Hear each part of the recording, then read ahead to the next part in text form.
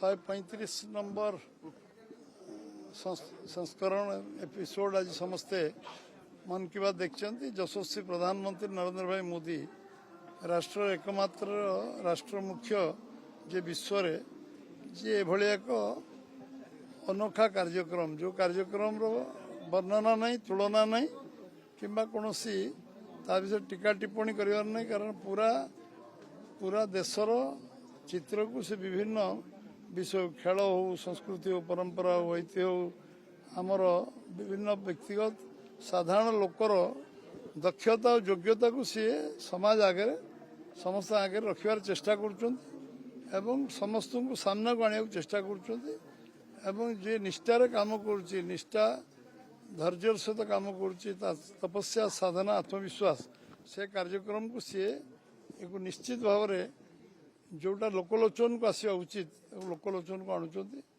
निश्चित भाव में से धन्यवाद पात्र आज 194 नंबर बूथ रे आज ये कार्यक्रम मन की बात होता है जोग द्वार सुजोग मत मिलला निश्चित भाव में आम बूथ बैठक भी थिला बूथ बैठक समाप्त है ये कार्यक्रम आज गोटे अधा दिन कार्यक्रम कहले चलो निश्चित भाव में आमर विशेष जो पक्ष चलती 23 जून रु 6 जुलाई पर्यंत डॉक्टर श्यामा प्रसाद मुखर्जी बलिदान दिवस 23 जून में था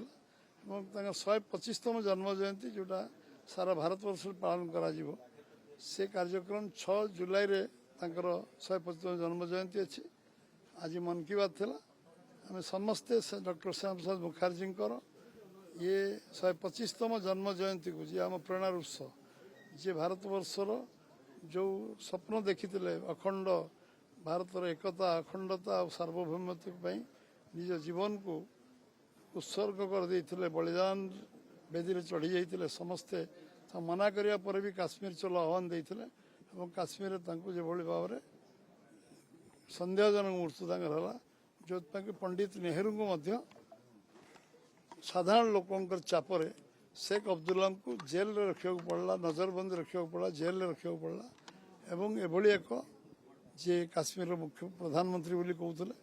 एक देश में 2 विधान 2 निशान 2 प्रधान